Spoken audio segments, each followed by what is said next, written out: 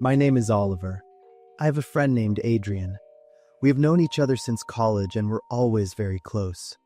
As the years went by, our lives and careers took us in different directions, so we didn't see each other often, but we always stayed in touch through social media. Adrian is currently very successful in the car business. He has always been handsome, and combined with his calm personality, I believe those traits were the key to his success. One day, Adrian messaged me to share some exciting news. He had just bought his third house, located in the suburbs. He invited me to a housewarming party to celebrate. I agreed immediately because it had been a long time since we had caught up in person. The party that night was very cozy. There weren't many guests, just about a dozen people, all old friends or close colleagues. Adrian greeted us with his usual elegance. The highlight of the party was the main course, which he had personally spent hours preparing. The aroma and texture of the meat were very unique. I had never tasted anything like it before, but it was delicious. When I asked about it, Adrian just gave a slight smile and said it was a private recipe and wouldn't reveal anything else. I wasn't the only one. Every guest was obsessed with that main dish. Adrian must have been very confident in his cooking because he prepared a massive amount. Plate after plate of meat was brought out. We ate, talked, and danced until the sun almost came up. The strange thing was that after that night, I completely lost contact with Adrian. He didn't reply to my texts, and his phone was always unreachable. I didn't worry too much, though, because I knew he traveled a lot for business. I assumed he had just gone overseas. Almost a year passed. While scrolling through social media, I suddenly saw a news headline that was being shared everywhere. Wanted. Suspect in suburban murder and body disposal. I was curious because the murder happened in the same neighborhood where Adrian lived. When I scrolled down to see the suspect's photo, I nearly fell out of my chair. It was Adrian. I swear I had to rub my eyes several times. I read the information and looked at the photo over and over again. I even went to the official website of the National News Agency to confirm it wasn't a fake story. It was real. I couldn't believe that a gentle, quiet, and successful man like Adrian could be a murderer. I read every detail of the article in the comments below. Someone mentioned that Adrian used to participate in disturbing online forums. I searched his name along with those keywords, followed a few anonymous accounts, and eventually discovered a private group. The members discussed sick fantasies involving violence and pleasure. It seemed they were all men. I started tracking old posts and found an account with a username identical to Adrian's Instagram handle. I was almost certain it was him. Adrian had been messaging another user for a long time, planning an in-person meeting. According to the discussions in that forum, the person he planned to meet was the victim. This victim was fully aware of what was going to happen. He had actually consented to being harmed to satisfy his own twisted experience. I was absolutely shocked by Adrian's true nature and the warped, depraved mindset of both him and the victim. But the true horror didn't stop there. I found a post by Adrian in that group where he described how he processed the body after the crime. He wrote about how to remove the scent and how to season the ingredients to turn them into elaborate dishes. He wrote about the thrill he felt inviting his closest friends over to eat the meat without them having any idea what it was. At that moment, my entire reality collapsed. The smell of the food from that housewarming party rushed back into my nose. I remembered the taste of the tender, rich meat that I had praised so highly. My heart hammered against my ribs, my hands shook, and I couldn't pull my eyes away from the screen. I felt my stomach twist violently. My head spun, and a wave of nausea hit me instantly. The meal I had complimented over and over again. That's what it was. I remembered eating so much that night. I even went back for seconds. This story is inspired by a real case. Following images and videos shared on social media, the police in Lang Son Province, Vietnam, investigated and arrested 57-year-old Duan Van Sang for murder. The victim, Nguyen Xuan Dat, had known Sang since 2020 through a private online group centered around twisted obsessions with the human body. After committing the crime, the perpetrator committed the barbaric act of dismembering and cooking the victim's body to completely destroy evidence. Despite his sophisticated attempts to cover up the crime scene, the heinous act was discovered. On November 29th, the investigating agency issued a decision to prosecute and an arrest warrant for Don Van Sang to be severely punished according to the law.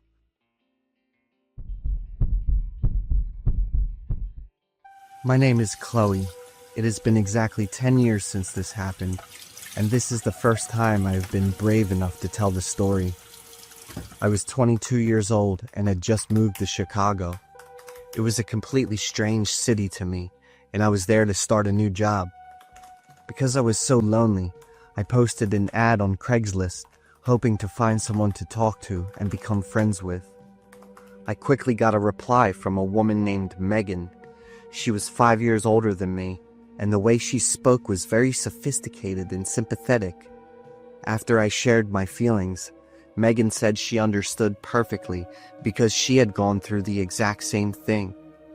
She said she wanted to help me adjust to the city and told me to text her whenever I needed anything. After talking for nearly 2 weeks, Megan invited me to her apartment for dinner and a movie. I happily agreed and even prepared some snacks and a small gift to say thank you. Megan's apartment building was located in a very secluded area, and from the outside, it looked quite old. When I arrived, I texted her to let her know I was there, but she didn't reply. I walked down the hallway looking for the unit number, and the further I went, the more I noticed how strangely quiet the place was. Megan's apartment was at the very end of the hall. When I reached it, I saw that the door was cracked open. I stood at the entrance and called out her name, but no one answered. Just as I was hesitating and about to leave, a woman's voice drifted out from the inside. It sounded a bit raspy, but it was gentle enough. "Just come in, Chloe," Megan called out again, saying she was busy preparing things in the kitchen and told me to make myself at home. I walked further into the apartment, but things felt weird. There was no smell of food. Instead, the air was thick with a sharp chemical odor, like something had just been scrubbed down. The space was bizarre, filled with busts, empty picture frames, and large objects covered in white sheets, making it look like a storage warehouse. Suddenly, I heard a loud click behind me.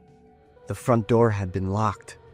When I turned around, a tall woman was blocking the exit. It only took a few seconds for me to realize something was very wrong. Heavy makeup couldn't hide a scruffy beard. The hairline was completely crooked. The shoulders were too broad, and the hands were huge with knobby knuckles. It wasn't Megan. It was a man dressed as a woman. He flashed a twisted smile and pulled a long, shiny knife from his waistband. He began mumbling about how he was going to use my body to create a perfect work of art. The most terrifying part was that when he spoke, his voice was exactly like the woman's voice I had heard earlier. He stepped closer, violently grabbed my purse, and threw it onto the coffee table along with his house keys. He started inspecting me like a piece of merchandise, muttering that I had a few flaws, but that he would help fix them. The moment he turned his back to grab something, I remembered the Apple Watch on my wrist. With my hands shaking behind my back, I secretly activated the Find My iPhone feature. My phone started blaring a loud, high-pitched alarm from inside my bag on the table.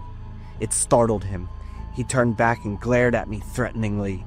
I gathered all my courage, looked him right in the eye, and lied clearly. I told him my boyfriend had tracked my location and that since I wasn't answering my texts, he had definitely already called the police. The man looked panicked for a split second. He rushed toward the table to grab the phone and silence the alarm. At that exact moment, I grabbed a vase off his shelf and used every ounce of strength I had to smash it over the back of his head. He was dazed and stumbled forward. Without wasting a single second, I snatched my purse and his keys and bolted for the door. My hands were fumbling, and it felt like forever before I could get the key into the lock. I felt like if I had been 1 second slower, he would have caught me. I sprinted down the fire escape stairs, not daring to wait for the elevator. Once I was safe in my car with the doors locked, I drove straight to the nearest police station in a state of total shock. But when the police went back to the apartment with me, the place was completely empty. That creep had vanished, as if he had never been there. The actual owner of the apartment was a woman traveling abroad.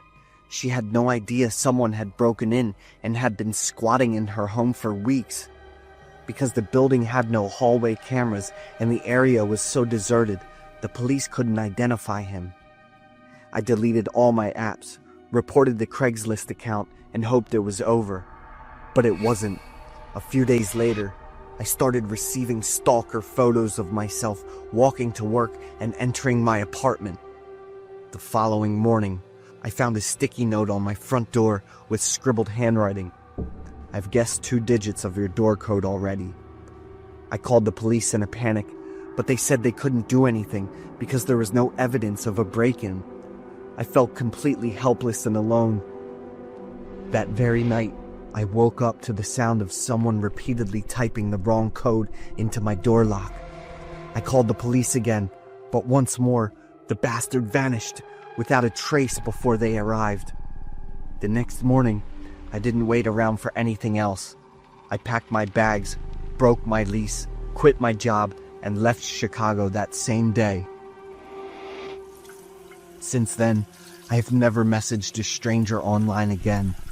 Being a little lonely is much better than giving danger a chance to find you.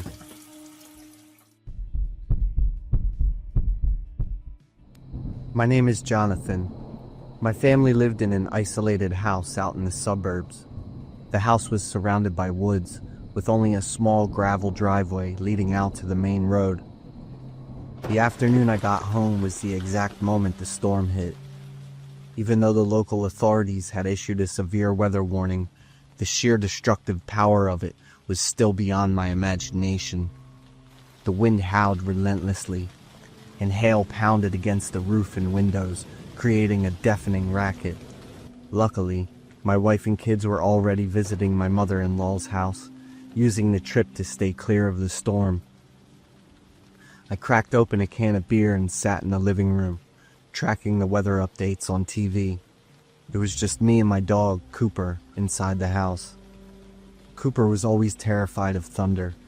Normally, the moment the wind picked up, he would run around looking for me. But tonight, after watching TV for a while, I suddenly realized I couldn't hear him anywhere.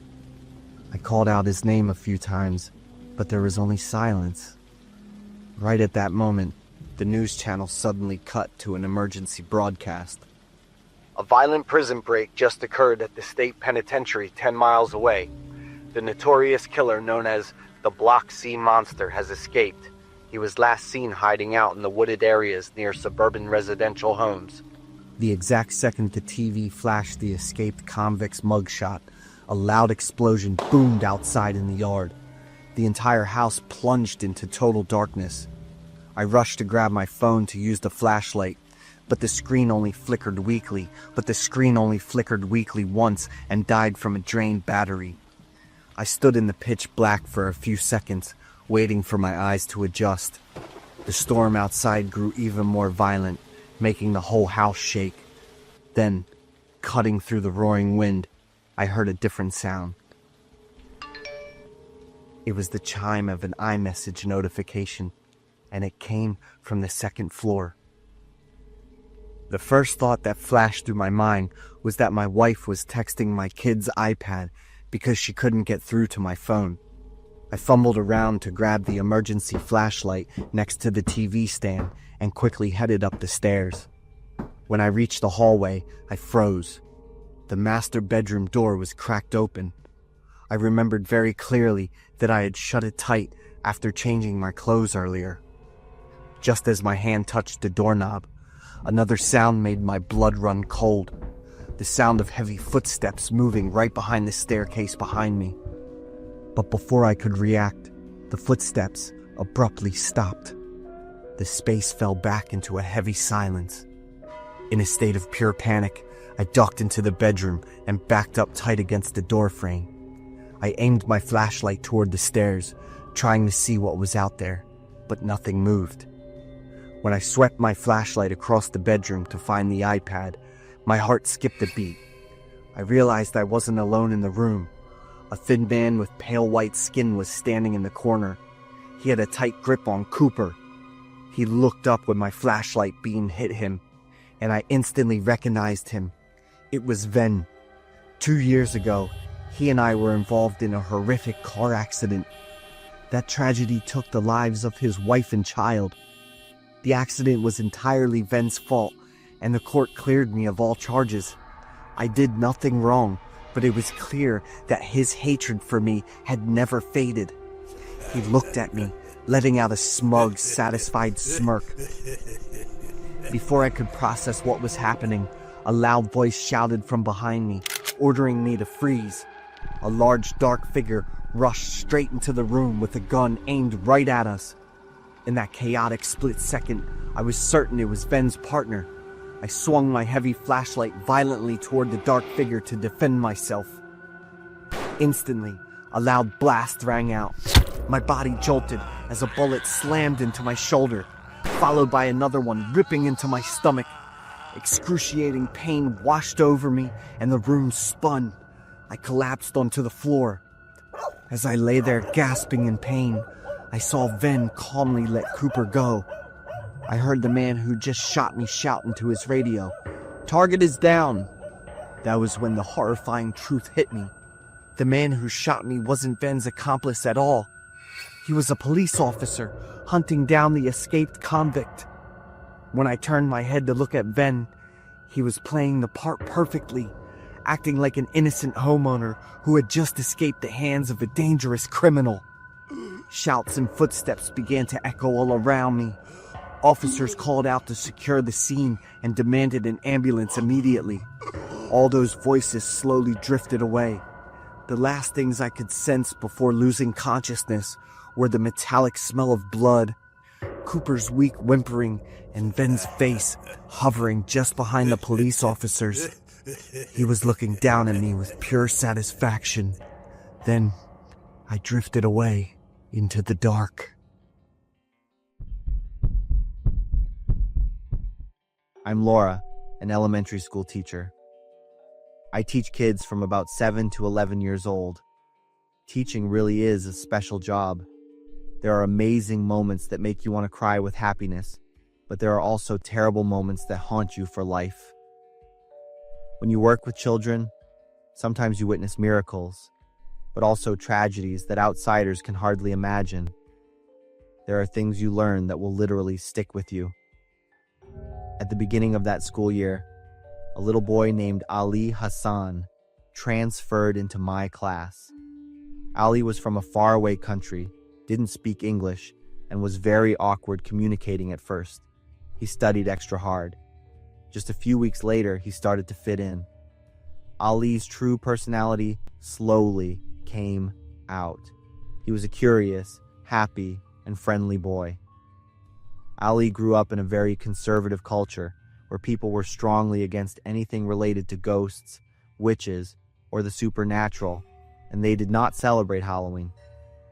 When September turned into October, the whole school started decorating for Halloween. Items like skeletons, vampires, spider webs, and so on appeared everywhere.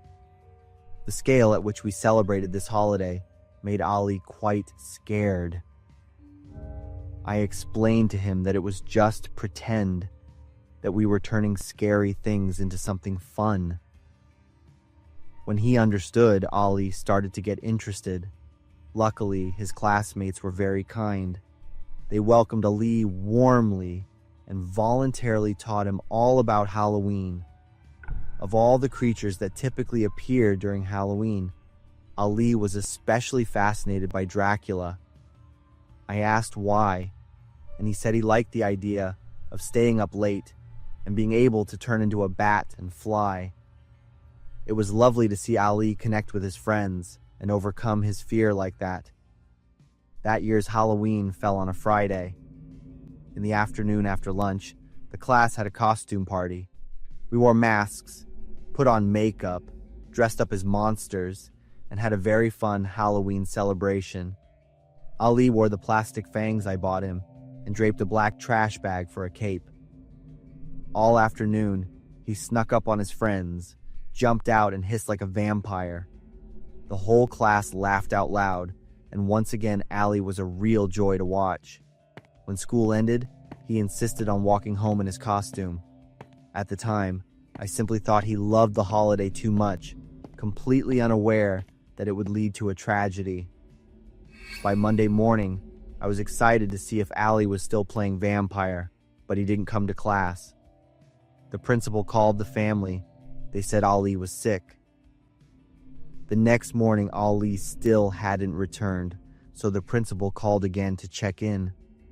Their English wasn't very good, but they tried to convey that Ali was still resting in bed and would be back soon.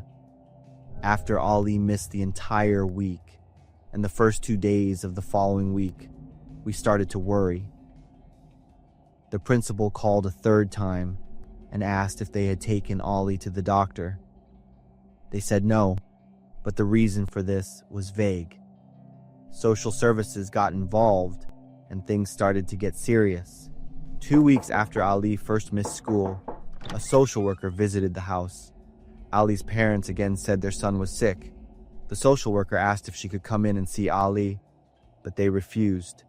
The social worker warned that she would come back with the police and they would be arrested if they interfered.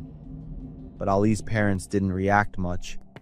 I'm not sure if they didn't understand or didn't believe what the social worker said. It took 3 weeks from Ali's absence for a team of professionals to finally gain access to the house. And the scene they saw inside was terrifying. Ali was lying in bed, just skin and bones. There were signs that the family had tried to care for him, but Ali was critically ill. The boy was taken to the hospital immediately. Doctors quickly discovered the reason. Ali had not been fed for almost 3 weeks, only given a little water, just enough to sustain life. This was a case of starvation. While Ali received medical care, the police arrested his parents. The officers described Ali's parents as kind, hardworking, and sincere people. They were very distressed to see their son so ill. However, when asked why they had let their child become so emaciated, they seemed confused, not understanding what the problem was. In their view, they had done exactly what a local holy man advised: to feed Ali as little as possible to starve the evil spirit that had possessed the boy's body. They fully believed their son was possessed because of Ali's fascination and special interest in vampires. By the 3rd week, when Ali started to become tragically thin, they even arranged for the holy man to perform an exorcism. But according to them, it didn't work, so the starvation regimen continued. They didn't take their son to the doctor. They didn't listen to the school. They only believed the person they considered holy. Hearing this whole story was the most horrifying and shocking experience of my career, and it still haunts me today. I ask myself, did I contribute to this tragedy? I introduced Ali to Halloween, encouraged him to explore scary things, thinking I was helping him fit in. But in the eyes of his parents, that was proof that their son was possessed by a demon. I didn't foresee the cultural difference, that what I thought would enrich a life could become a deep hole that swallowed an innocent child like that. Ali's parents eventually went to jail. Ali was moved to live with a foster family elsewhere. I never got to see little Ali again. Ali's parents loved their child, but they didn't believe in the natural curiosity of a child or the explanation from the school. Instead, they easily trusted the words of a stranger simply because that person claimed to be holy. They looked at their son with cultural fear. They didn't see a boy happily exploring a new world, but only the sign of a demon. Sometimes, love combined with ignorance can lead to devastating consequences.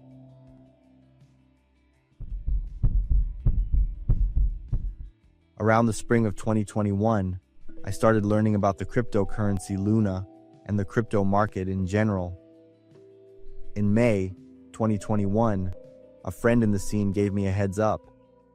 He told me that Luna, a crypto coin, had skyrocketed from 50 cents to $6 per token just a few months earlier.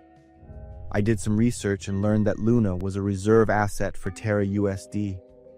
This was an algorithmic stablecoin designed to stay at a 1-to-1 ratio with the US dollar.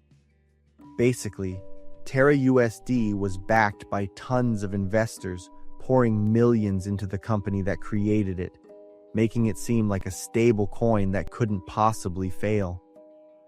Luna was the asset whose price could fluctuate, but because it was tied to Terra USD, it was practically guaranteed to increase in value over time.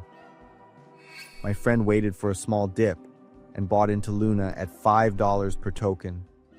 Just over a month later, that token price had more than quadrupled to $20.71. After a period of stability, Luna took a small hit, dropping to about $5 in May 2021.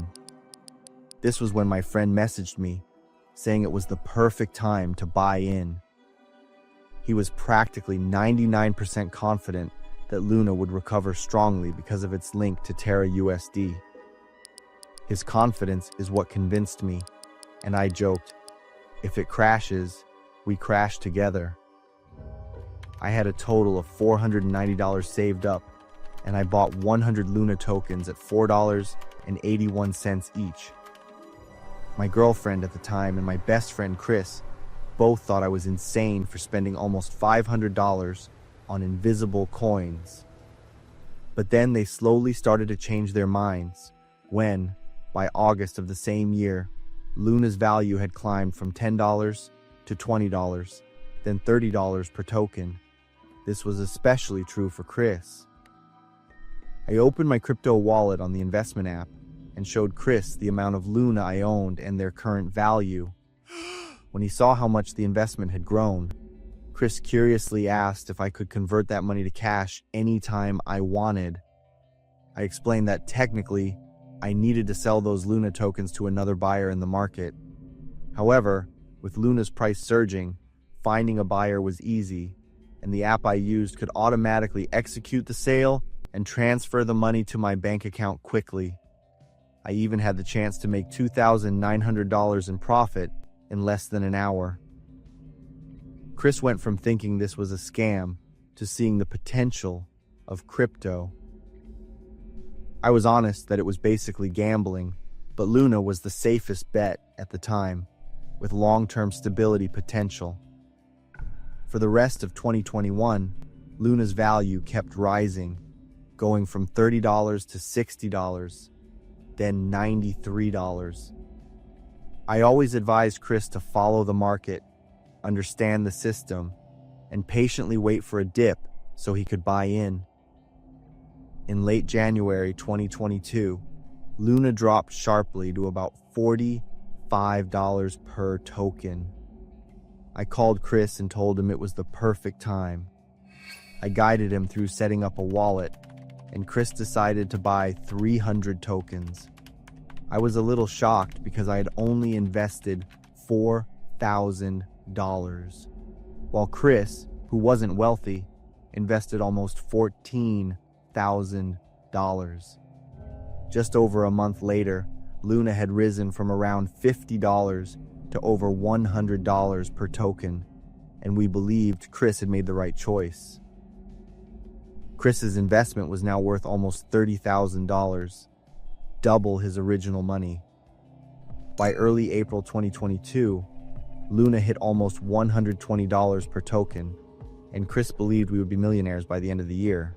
I tried to pull Chris back to reality, saying I planned to sell my tokens as soon as they hit the $150 mark to lock in a massive profit. If Chris did the same, he would triple his investment Chris was thrilled, thinking he would get rich because of Luna. I felt proud that I had not only made money, but also helped my best friend.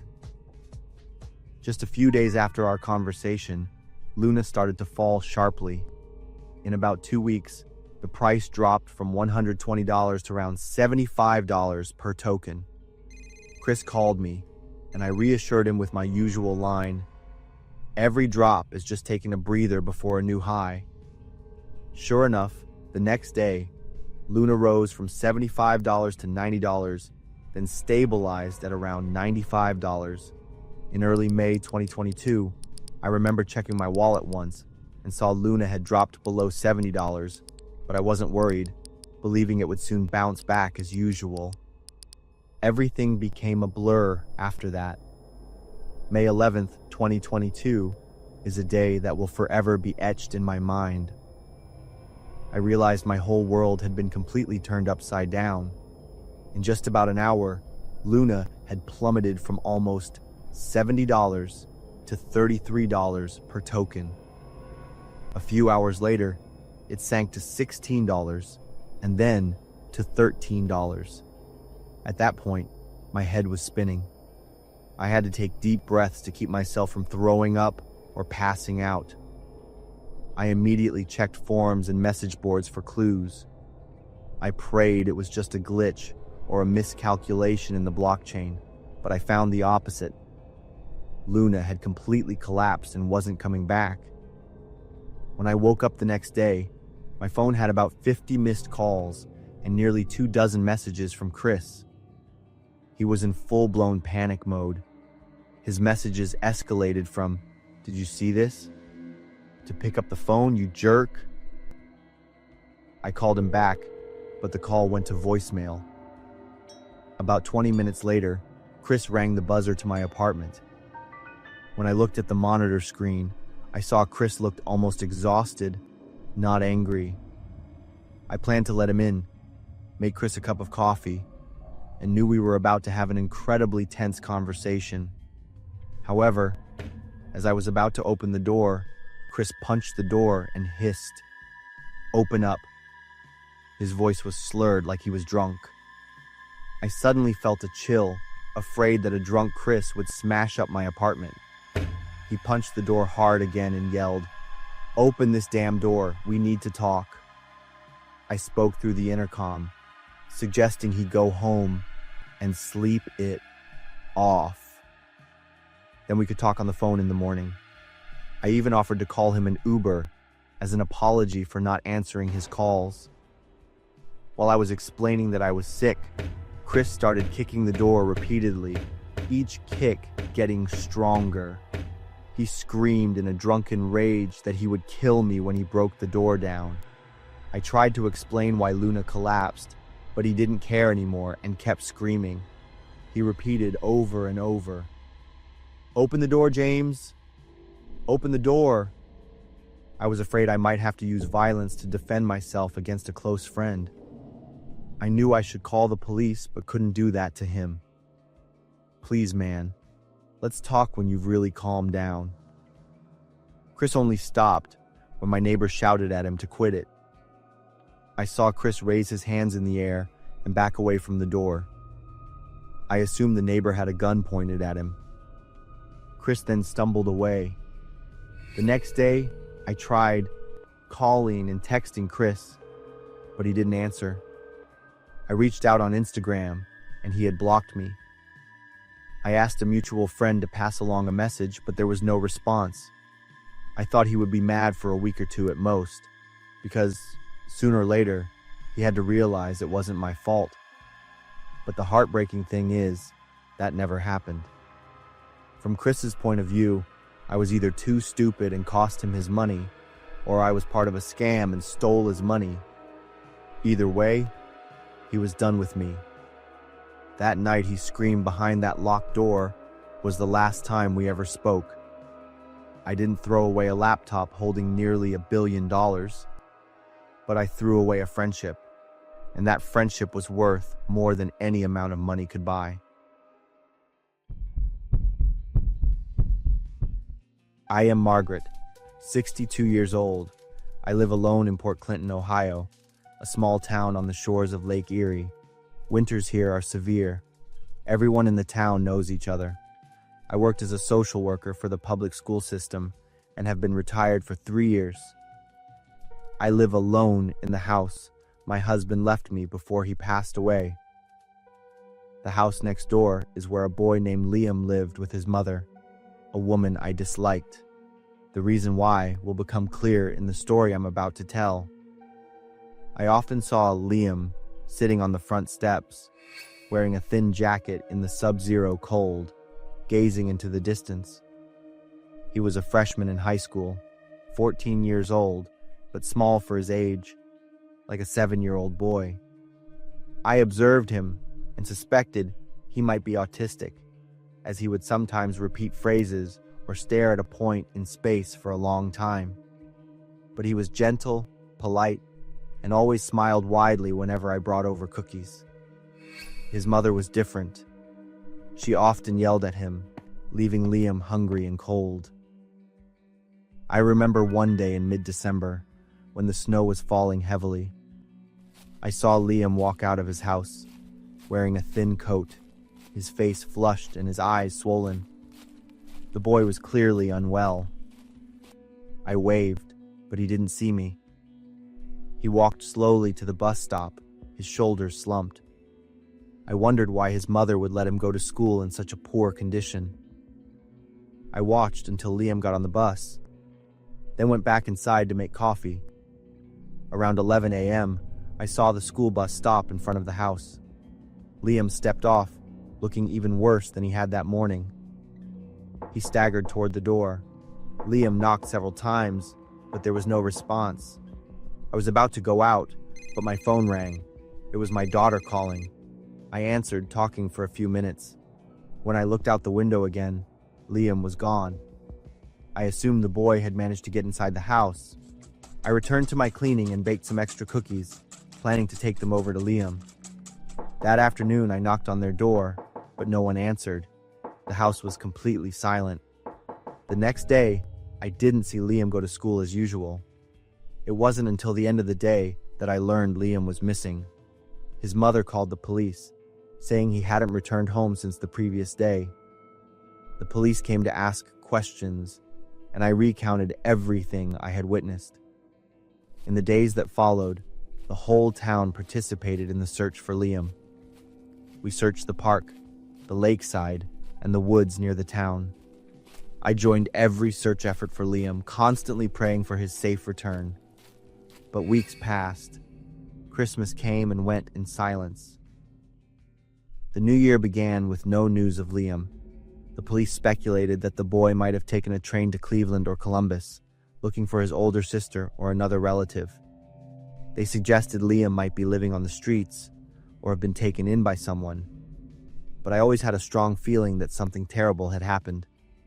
In mid-February, a real estate agent went to check on the abandoned house at the end of my block, preparing it for an open house viewing. He reported a strange odor coming from the fireplace. A chimney sweep was called in. When he shone his flashlight down the chimney, he immediately called the police. The police arrived and had to tear down a section of the wall to retrieve what was inside. It was Liam's body. Only after the police intervention did the cruel truth about the woman Liam called Mother gradually surface. Liam had been suffering from a severe flu that day. He had a high fever, was shivering, his face was red, and he was dizzy. But his mother still forced him to go to school as usual, just because she didn't want him home, bothering her. It was the last day of school before the long holiday break. Perhaps she just wanted to get him out of the house for her peace. By mid-morning, Liam's condition worsened. The school called and requested that she pick him up, but she didn't answer. They called again repeatedly. She refused and eventually turned off her phone completely. Finally, the school had no choice but to send Liam home early by bus.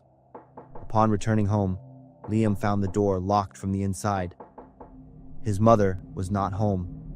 He didn't have a key, and it was bitterly cold outside, snowing non-stop. The police believe Liam waited for a while, then walked around the block trying to find a way in. He eventually came to the abandoned house at the end of the street. Perhaps in his fatigue and despair, he thought the chimney was the only entrance. Perhaps he remembered Christmas cartoons, thinking it was a way to get inside, to shelter temporarily until his mother returned. But that was a mistake he couldn't undo. The chimney narrowed near the fireplace. He got stuck in the narrow section, unable to climb up or slide down.